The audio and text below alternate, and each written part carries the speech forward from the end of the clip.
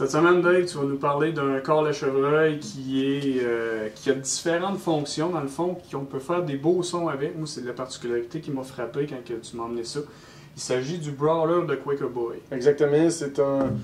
Ben, moi aussi, en fait, là, c'est un call au début là, que quand j'ai soufflé dedans pour la première fois, j'ai fait un saut. Là, le son est vraiment clair, c'est un beau son. Puis c'est vraiment là, une reproduction qui se rapproche le plus d'un chevreuil. Là.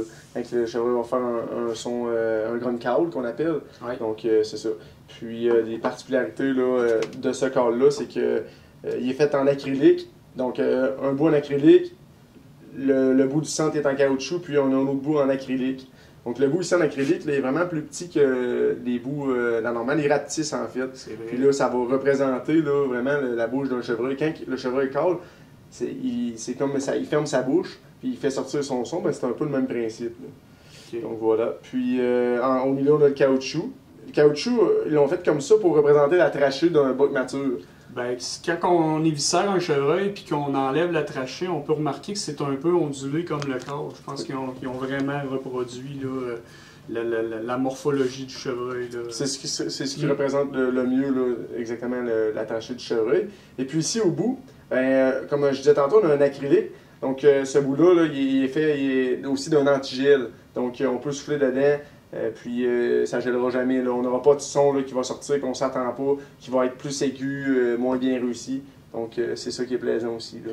Puis peux-tu nous faire une petite démonstration absolument. De son? Je suis curieux. Ben, je vais faire un son standard, là, juste deux petits coups dedans, mais il y a d'autres façons de l'utiliser. Je vais vous le montrer aussi. Là.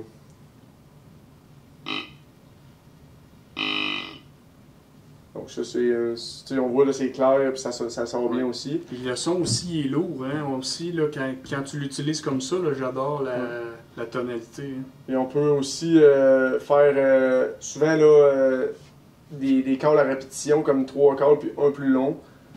Ça, c'est pour, souvent, ça rappelle, c'est pour montrer, c'est pour rappeler la biche, dans le fond. Le bug veut rappeler sa biche à lui, donc c'est ça, on peut le faire aussi.